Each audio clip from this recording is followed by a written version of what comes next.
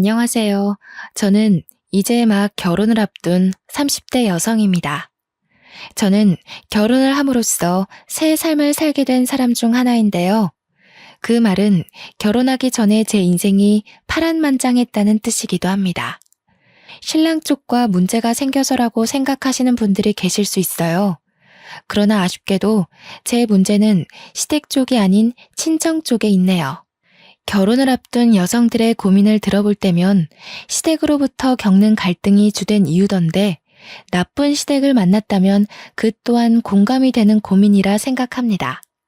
그러나 저는 말씀드렸다시피 시댁이 아니라 친정이에요.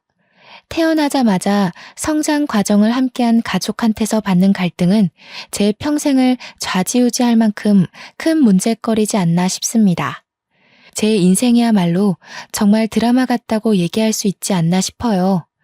영화 속에서나 만들어낼 법한 시나리오라고 생각했던 일이 제게 실제로 일어났다는 겁니다. 지금부터 들려드릴 제 사연이 전부 거짓 같겠지만 놀랍게도 실화라는 걸 염두하면서 감상해 주시길 바랄게요. 저는 대학에 입학을 했을 당시에도 학교와 집이 가까웠기 때문에 독립을 하지 않았던 사람입니다. 독립의 필요성을 못 느끼기도 했어요. 그래서 저의 가족, 부모님과 친언니와 함께 한 집에 살았죠. 친언니는 저와 5살 차이였는데 남들이 자매라면 되게 많이 싸우겠다고 사이 안 좋지 않냐고 묻는데 맞습니다. 저희 집도 다른 자매들처럼 많이 다투는 사이였어요. 주로 친언니가 저한테 시비를 걸어오는 터라 저도 참지 않고 덤비는 쪽으로 늘 다툼이 발생했죠. 생각해보면 한 번도 친언니와 싸우지 않은 날이 없던 것 같아요. 제 머리가 최대한 기억하는 과거가 유치원 때인데 언뜻 생각하는 그때의 잔상도 저는 항상 친언니한테 늘 미움을 받는 동생이었거든요. 자라나면서 저도 머리가 커지니까 그 괴롭힘의 기억은 선명하리만큼 깊게 남았고 당시 저와 친언니는 걷잡을 수 없을 만큼 감정의 골이 깊어져 버렸죠. 어디서부터 어떻게 화해를 하고 풀어나가야 될지 생각조차 할 수 없는 관계였습니다. 그건 저희를 보는 부모님도 마찬가지였어요. 저 또한 친언니와 잘해보고 싶은 생각이 없었습니다. 한 번도 친언니와 좋았던 추억이 없기 때문이었는지도 모르겠네요. 지금 생각해도 친언니는 저에게 있어 제일 가는 영악한 사람일 뿐 그리움이나 아쉬움 따위 없습니다. 친언니는 항상 저를 이유 없이 때리고 욕을 했는데요. 한 번은 부모님이 그걸 크게 혼낸 적이 있었습니다. 아마 제 기억으로 초등학교 저학년 때였던 걸로 압니다. 그때 제가 들은 친언니의 말은 언니가 저를 왜 미워하는지 알게 된 충격적인 진실이었다고 할 수 있겠네요. 내가 동생 필요 없다고 했는데 엄마 아빠가 마음대로 낳았잖아. 나는 동생 싫다고. 지금이라도 내다 버리고 싶어. 나중에 우리가 크면 다은이만 좋아하고 나는 거들떠도 안 볼 거잖아. 그래서 지금도 나만 혼내고 있는 거 아니야? 그런 거 아니래도 엄마 아빠는 너랑 다은이 똑같이 좋아해. 근데 네가 자꾸 다은이 못 살게 구니까 엄마 아빠가 너를 혼내는 거야. 네가 언니로서 다은이를 잘 챙겨야지. 싫어. 내가 왜? 나는 다은이 평생 동생으로 인정 안 할 거야. 내 입장에선 다은이가 주어온 년이야. 앞으로 무슨 일이 생기든 나한테 다은이는 주어온 동생일 뿐이라고. 그날 친언니가 아빠한테 굉장히 많이 혼이 났는데요. 친언니의 모진 말은 저를 기죽게 만들기 충분했습니다. 그 이후로 부모님한테 혼날 때마다 친언니는 저를 찾아와서 보복했어요. 저 때문에 부모님이 자기를 미워한다고 매일 눈앞에서 사라지라는 말과 함께 꼭 같이 겸하는 욕이 바로 주어온 년이라는 거였습니다. 처음에는 그 말에 기가 죽어서 친언니한테 욕만 들으면 울기 바빴거든요.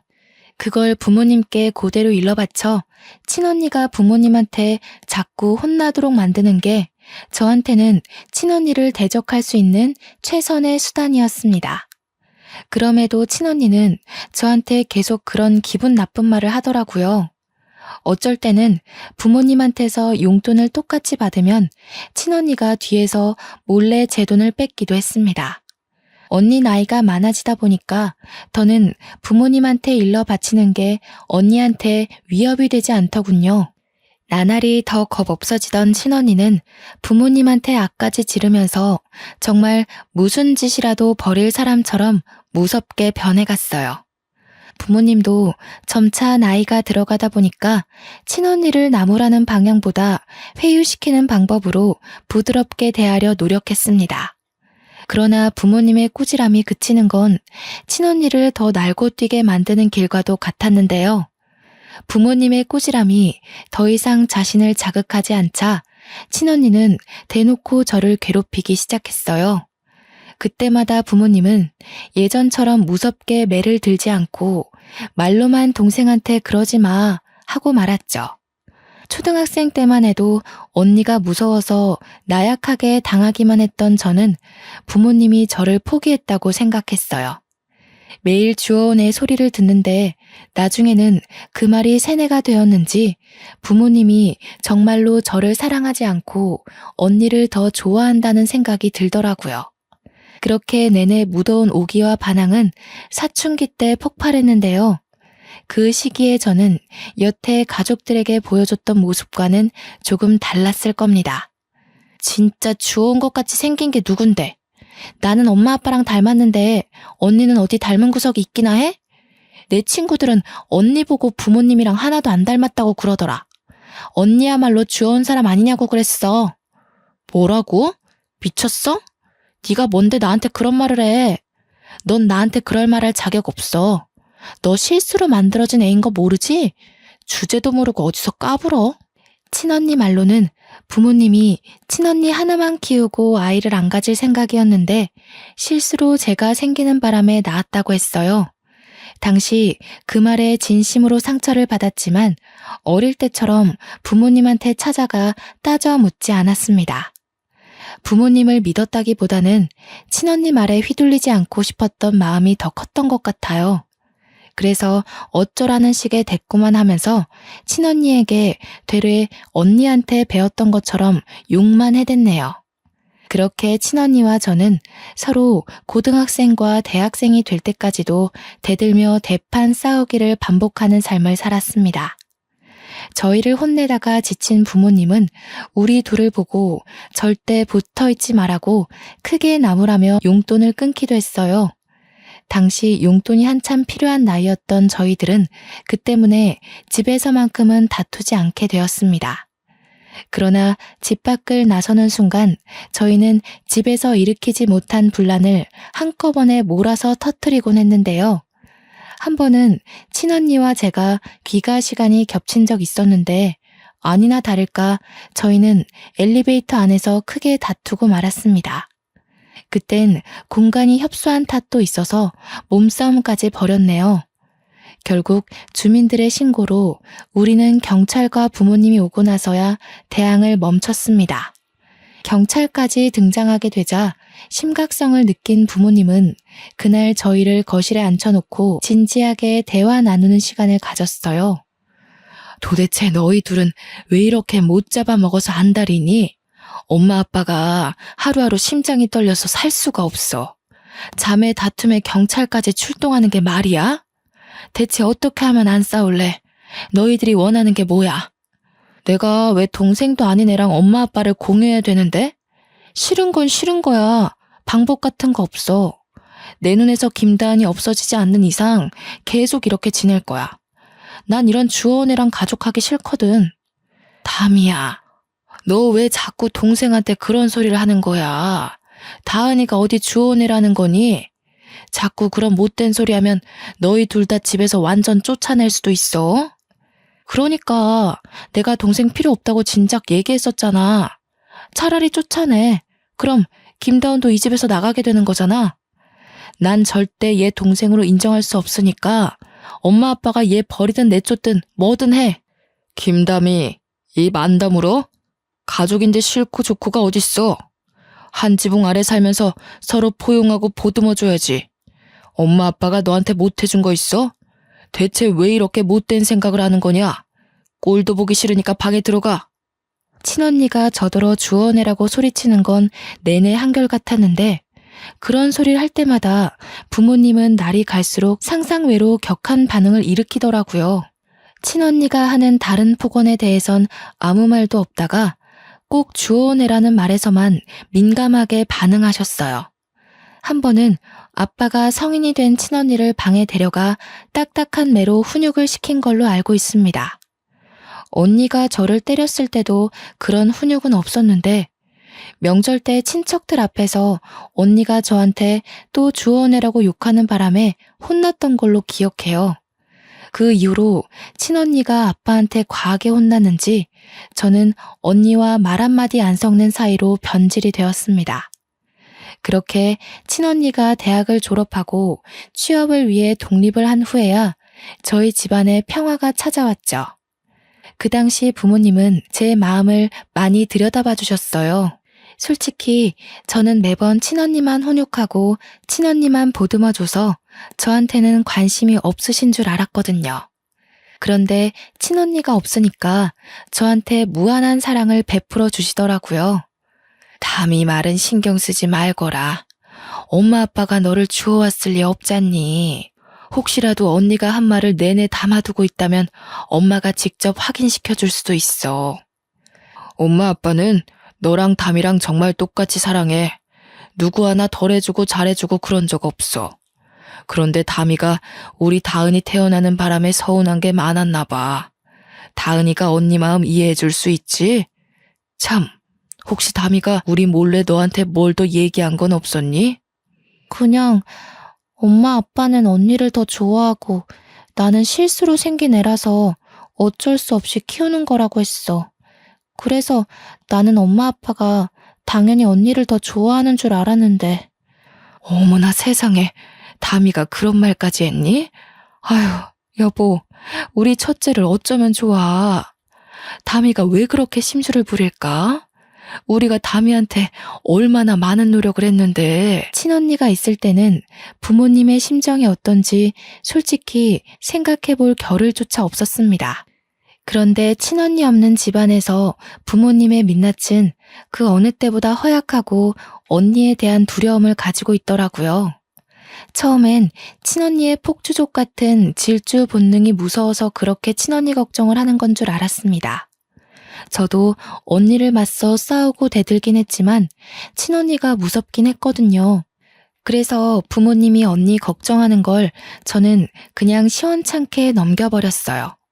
또 괜히 저까지 부모님께 걱정을 얹어주고 싶지 않아서 뭐든 더 혼자 해내려고 했었습니다. 그렇게 조용한 가정이 유지되던 어느 날 친언니는 명절 때도 잘 나타나지 않다가 결혼할 남자가 생겼을 때야 얼굴을 비췄는데요. 그때가 제가 대학을 졸업했을 때였어요. 친언니 상견례 때에 부모님이 저더러 오지 않는 게 좋겠다고 해서 저는 일부러 참석하지 않았습니다. 친언니와 고등학교 이후로 만난 적이 없어서 다툼은 따로 없었지만 남자를 데리고 오랜만에 나타난 언니가 저에겐 인사도 안 하는 걸 보고 아직도 나한테 남은 앙금이 그대로구나 싶어 저도 굳이 상견례에 따라가고 싶지 않더라고요. 친언니 결혼식에만 눈에 안 띄게 참석했고 언니한테 축하 인사도 안 하고 나왔습니다. 이후 저는 취업에 성공해서 친정을 나오게 되었는데요. 직장 가까운 곳으로 독립을 하기 시작했습니다. 부모님이 친언니가 독립할 때와 달리 저를 알뜰히 살뜰히 챙기는 모습이었어요. 이제 집에 자녀들이 다 빠지고 없으니 적적하셔서 나를 더 걱정하는 건가 싶은 생각만 들었습니다. 저는 부모님이 마음을 조금이나마 놓았으면 해서 독립하고도 하루에 한 번씩 꼭 인사 전화를 했습니다. 얼마나 좋아하시던지 제가 친구들과 논다고 깜빡 전화를 잊었을 때는 꼬박 문자가 와 있었어요. 당연히 제게 무슨 일이 생긴 줄 알고 넣는 걱정 어린 문자였죠. 부모님은 저와 친언니를 낳고 한순간도 두 발 뻗고 못 주무셨을 텐데 독립하고 나서까지 부담을 주기가 싫더라고요. 그래서 저는 친구들 만나는 날엔 약속을 나가기 전 부모님께 일찍 전화를 드리곤 했습니다. 부모님 말 들어보니까 친언니도 종종 부모님께 연락을 하고 있는 것 같더군요. 아마 제가 결혼하지 않는 이상 저는 친언니 볼 일이 영영 없지 않을까 싶네요. 저는 취업한 지 얼마 되지 않아서 그 사이 결혼을 전제로 만나는 남자친구가 생겼습니다. 남자친구한테는 누나 한 명이 있는데 우연히 만났다가 첫인사를 나누게 된 적이 있거든요. 저보다 키도 크고 저와 달리 스타일도 강해서 솔직히 좀 무섭더라고요. 또 저는 친언니에 대한 트라우마가 있어서 저보다 나이 많은 여자에 대해 기본적으로 두려움이 있었습니다. 그런데 뜻밖의 누나 되는 사람이 제 가슴에 깊숙이 박힌 상처를 바로 깨트려 준 거 있죠.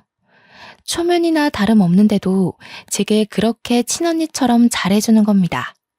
다은아, 오늘 언니랑 같이 백화점 갈래? 너 이틀 뒤에 생일이라면서 언니가 선물 하나 사줄게. 지나가다가 너한테 정말 잘 어울릴 것 같은 신발 하나 봤거든. 영훈이 이 자식은 네 생일을 임박해서야 알려주는 거 있지? 아니에요, 언니. 괜찮아요. 신경 안 써주셔도 돼요. 생일이 특별한 날도 아닌데요, 뭘. 그러지 말고 제가 맛있는 거 사드릴게요. 제 생일이니까 제가 영훈 오빠랑 같이 밥 쏠게요. 생일이 왜 안 특별해? 그리고 나 7살 어린 동생한테 밥 얻어먹을 정도로 능력 없지 않다? 내가 여자 동생들 너무 좋아하거든. 근데 다은이는 유독 여리고 예뻐서 눈에 딱 들어오네.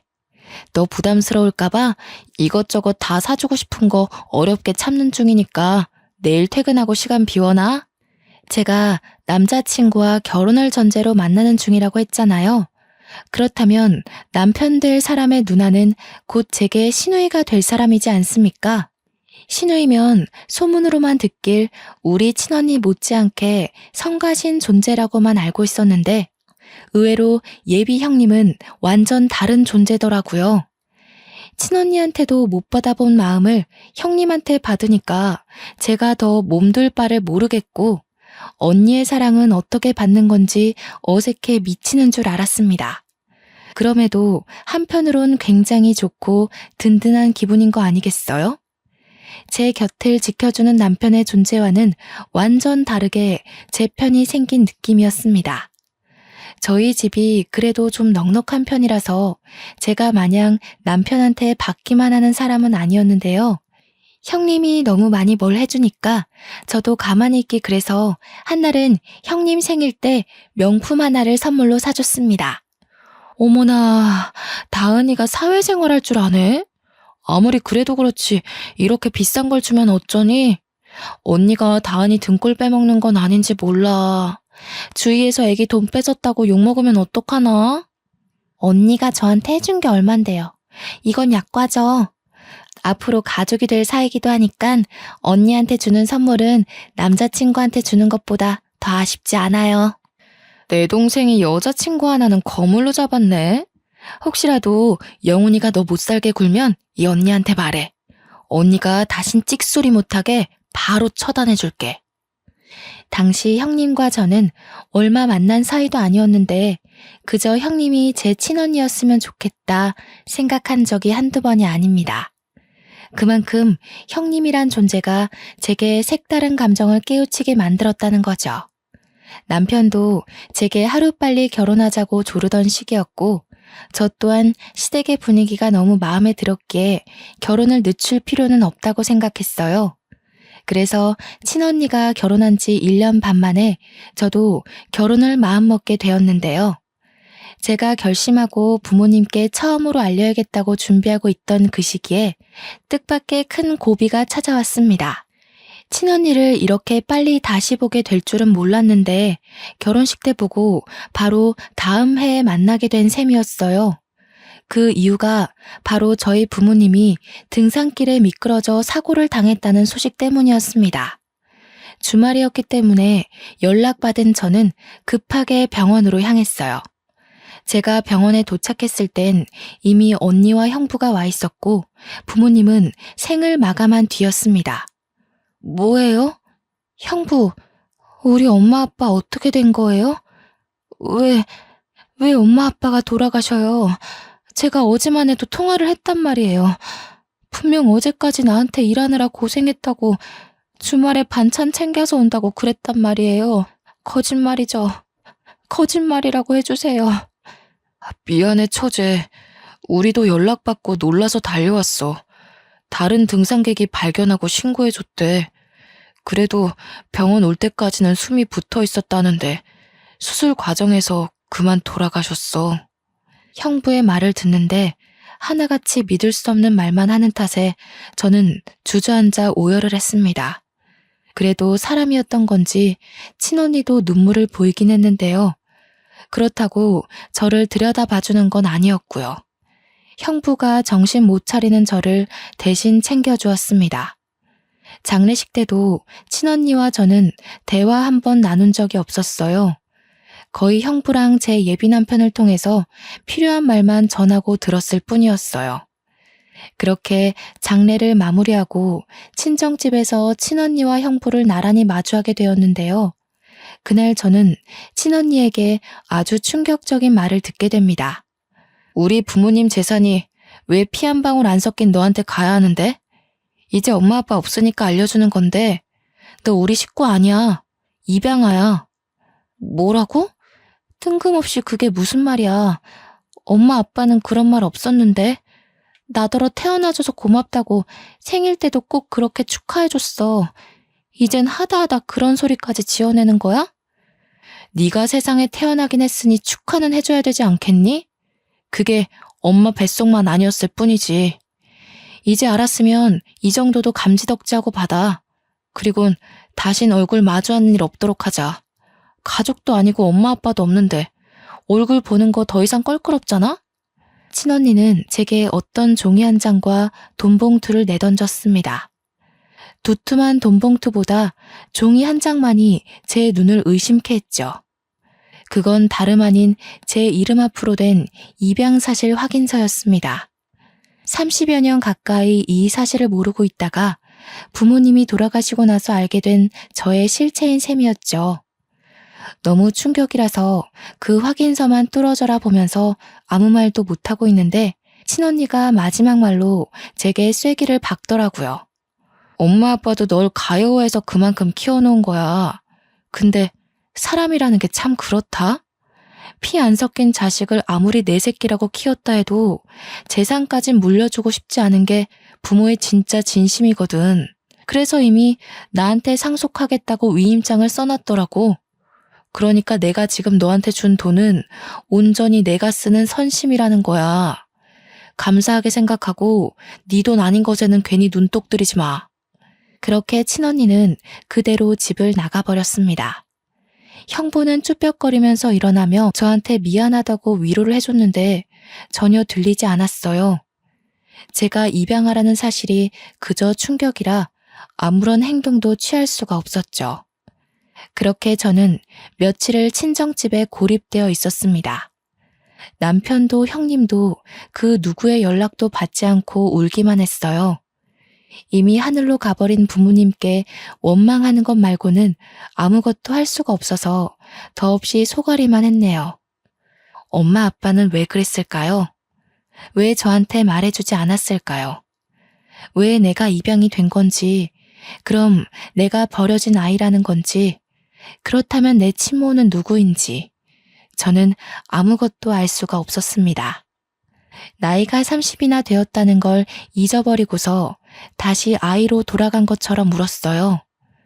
기진맥진으로 몇 주를 흘려보내고 친정집 빼고는 전 재산이 언니한테로 갔다고 문자만 받았습니다. 저한테 남은 거라곤 부모님과 살던 이 집과 친언니가 던져주고 간 5천만 원의 돈뭉치뿐이었죠. 그럼에도 그딴 돈 사정은 제 신경을 자극하는 거리가 못 되었습니다.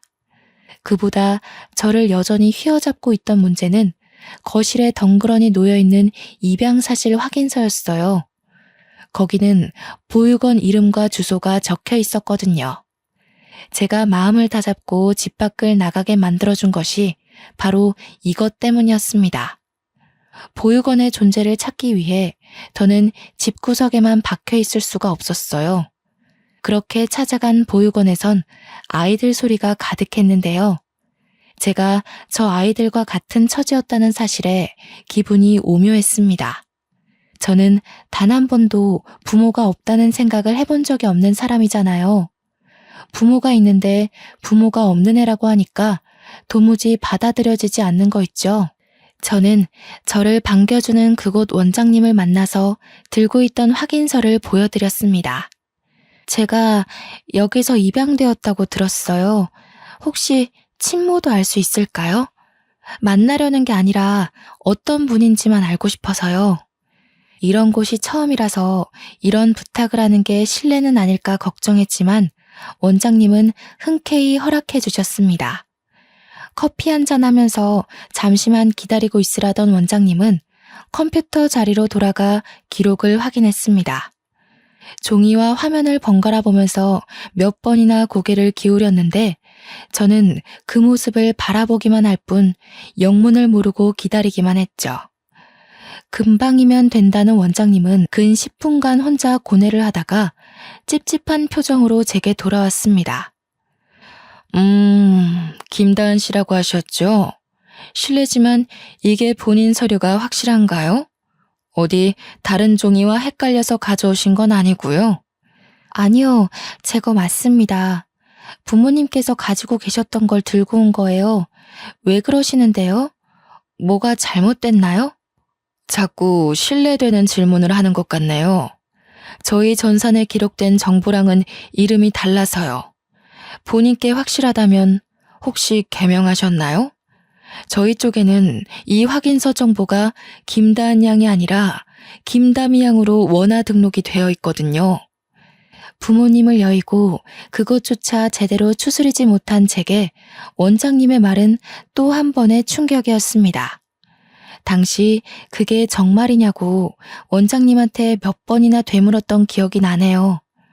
원장님은 곧바로 새 확인서와 원화 등록 정보를 함께 뽑아서 제게 가져다 줬는데요. 원화 등록 정보에 있는 어린아이의 사진은 제가 알고 있는 우리 친언니의 얼굴이었습니다. 온몸에 소름이 쫙 돋으면서 도대체 이게 어떻게 된 일인가 한참을 생각했어요. 원장님께서 혹시 누가 위조를 한 게 아니냐고 묻는 순간 저는 그 말에 친언니가 사기를 쳤다는 사실을 뒤늦게 깨달았습니다.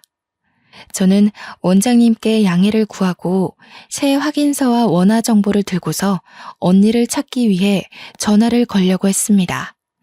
그런데 마침 남편한테 전화가 오더라고요. 제가 연락 없는 동안 가장 많이 걱정하고 시름시름 앓았던 사람일 겁니다. 그동안 아무것도 하기 싫은 마음에 걱정해주는 사람 생각도 못하고 남편 연락을 피했거든요. 저는 미안한 마음을 안고 전화를 받았습니다. 미안해 오빠. 내가 엄청난 사실을 알아버려서 한동안 아무 생각도 하고 싶지 않았어. 그래도 나 걱정해주는 오빠 생각해서 그러면 안 되는 거였는데 정말 미안해. 아니야. 무사하면 됐어. 나는 또 네가 부모님 그렇게 되고 극단적인 생각이라도 했을까봐 얼마나 마음 졸였다고.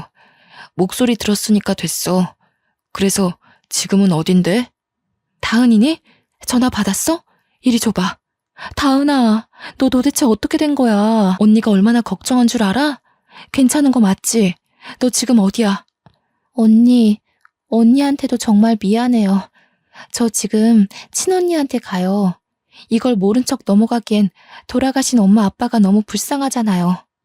남편과 형님은 저와 친언니 관계를 어느 정도 알고 있었습니다. 특히 제가 형님한테 제 친언니였으면 좋겠다고 하면서 직접 친언니와 많이 비교했기 때문에 형님은 친언니가 저를 얼마나 괴롭혔는지 아주 잘 아는 사람이었어요. 그래서 저더러 그 여시한테 왜 가냐고 성질을 그렇게 내더라고요. 혼자 거길 갔다가 무슨 꼴을 당하려고. 그 여자 성깔이 아주 괴팍하던데. 너 기다려. 혼자선 안 돼. 언니가 같이 가줄 테니까 집에서 딱 기다리고 있어. 제가 부모님 돌아가시고 연락이 끊겼던 이유를 설명했을 때만 해도 가슴을 쓸어내리며 무사한 것만으로도 감사하다고 말하던 둘은 친언니 얘기에서 불같이 행동했습니다. 이미 저와 통화를 하면서 집을 나서는 소리가 들리더라고요. 솔직히 혼자 가기 무서웠는데 둘의 도움을 받으니까 용기가 더 생기는 거 있죠? 저는 그렇게 친언니 집에 찾아가는 데 성공했습니다. 그것도 친언니가 아닌 형부한테 전화해서 알아낸 주소였어요. 제가 모든 사실을 알게 된 사정을 얘기하니까 형부가 난감해하면서 결국 주소를 알려준 거였습니다. 찾아간 친언니의 신혼집은 부모님 재산 덕을 봤는지 부자 동네에 자리하고 있는 주택이더라고요. 문도 형부가 열어줬던 터라 친언니는 아예 영문을 모르고 있었나 봅니다. 잠옷바람인 채로 저를 보자마자 당황하더니 금세 역정을 내더군요. 너 뭐야? 네가 여기가 어디라고 찾아와? 내가 다신 내 눈앞에 거슬리지 말랬지.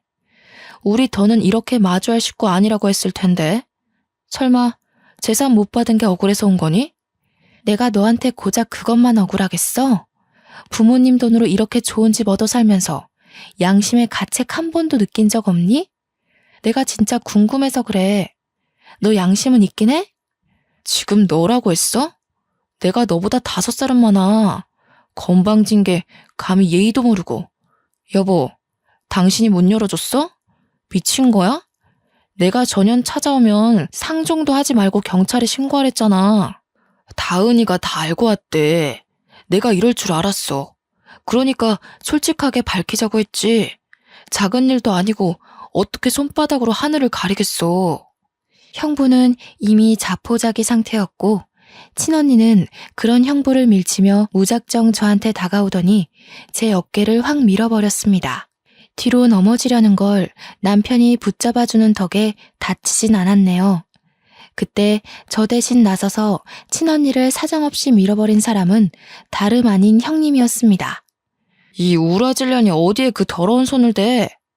네가 그동안 우리 다은이 괴롭힌 주원년이니? 어쩜 생긴 것도 사돈 어른이랑 이렇게 딴판인지 몰라. 사돈 어른 사진만 봐도 우리 다은이가 아니라 너 같은 게 주원 자식이라는 거 세상 사람들이 다 알겠더라. 친언니보다 형님이 2살은 더 많았는데 형님도 친언니 못지않게 한 성깔 한다고 남편으로부터 듣기만 했거든요. 당연히 저는 그런 무서운 형님의 모습을 아직 본 적은 없습니다. 제겐 늘 다정하고 털털하기만 한 사람이었으니까요. 뭐야 이 여자는? 김다은, 아주 꼴값을 떤다. 왜? 혼자로 안 될 것 같으니까 지원군이라도 끼고 온 거니? 네가 여기서 뭘 더 할 수 있을 것 같은데? 안간힘을 써봤자 결국 네가 얻을 수 있는 건 아무것도 없어. 어처구니가 없네. 태생부터 거짓투성이라 그런지 생각하는 꼬락서니마저 저렴하게 짝이 없구나. 너 같은 것들 때문에 착하고 선한 아이들이 고아라는 이유로 오해를 받는 거야. 뭐라고? 아까부터 이 여자는 누군데 남의 일에 끼어들어서 간섭이야. 김다은이 돈 주고 깽판 좀 쳐달라 부탁하던가요? 할 일 없으세요? 그래? 나 할 일이 너무 없어서 내 동생 지키는데 아주 혈안이 된 사람이다. 누가 우리 착한 다은이 피 빨아먹고 있다는 소문을 들었거든. 사기꾼 한 명 끌어내려고 냉큼 쫓아왔어. 형님이랑 친언니가 서로 덤비며 싸우려는 걸 형부와 남편이 말리느라 집안이 순식간에 난장판이 되었습니다. 그때 저는 친언니에게 다가가 제가 알고 있는 모든 사실을 밝히며 따져들었죠.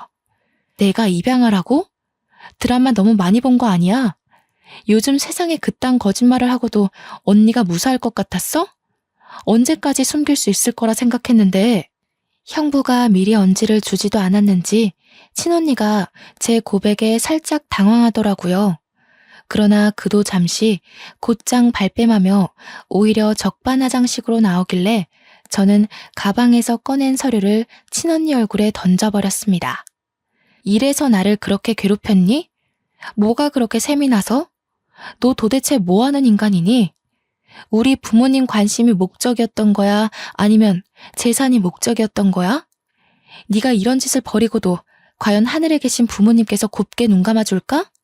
그래서 네가 사실을 다 알았다고 해도 달라지는 건 없어. 이미 부모님은 나를 자식으로 인정했고 재산도 나한테 다 상속했잖아.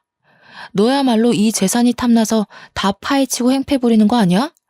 경찰 부르기 전에 당장 꺼져. 그래, 경찰 불러. 나도 네가 사기치고 부모님 재산 빼돌린 거랑 이 서류 조작해서 일 꾸민 거랑 싹 다 고발할 거야. 경찰 불러 당장. 싸우더라도 매번 동생이라는 이유로 지기만 했던 제가 경찰을 직접 부르는 솔선수범을 보이자 친언니가 크게 멈칫하는 겁니다. 그리곤 바로 형부를 뿌리치고 저를 덮쳤어요.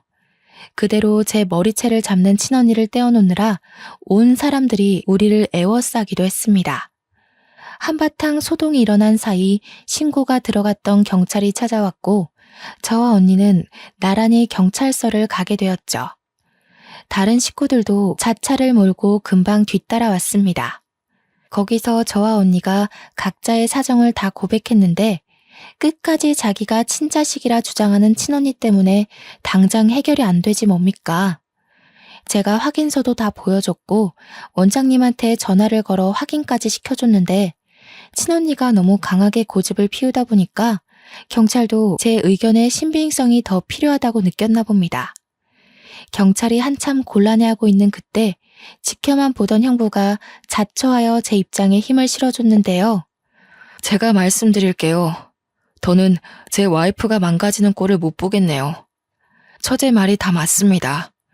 필요하시다면 와이프가 여태 처제 속이려고 진행했던 재산 과정에 대해서도 증언할게요.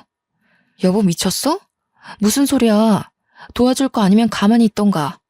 우리 재산 몰수당하면 당신도 빈털털이 되는 거 몰라? 아무것도 모르면 가서 앉아있어. 결국 형부는 친언니를 외면하고 다른 자리에서 친언니의 실체에 대해 증언을 하였고 형부의 증언이 크게 작용하여 친언니는 그 자리에서 바로 구속이 되었습니다. 구속 수사를 하고 보니 친언니가 재산상속 위임장에 부모님 도장까지 훔쳐서 직접 작성했다고 하는 거 아니겠습니까? 듣고서 기가 막혀 죽는 줄 알았습니다. 도대체 얼마나 배짱이 커야 이런 엄청난 일을 과감하게 저지를 수 있는 걸까요? 경찰 말로는 상속 재산 처분은 쉽게 해결하기 어려운 부분이라서 보통은 가족끼리 의논하여 합의를 본다고 합니다. 하지만 저는 여태 친언니에게 당해온 악질을 용서할 수 없었고 위임장까지 위조하면서 돌아가신 부모님을 능욕한 것 또한 절대 그냥 넘길 수 없다고 생각했어요. 저는 한치의 고민도 없이 친언니를 고소했습니다. 빚을 내서라도 변호사를 선임해 끝내 저희 부모님의 재산을 모조리 몰수해왔죠. 벌금을 낼 돈이 없던 친언니는 그대로 5년 이하의 징역을 살게 되었다고 들었습니다. 그 전에 형부와는 합의 이혼을 진행한 걸로 알고 있고요. 모든 걸 다 끝내버리고 친정집을 정리하던 중 형부에게 문자가 한 통 왔었는데요. 그동안 미안했다고 어른으로서 창피한 짓을 저질렀다며 사과하는 내용이더라고요.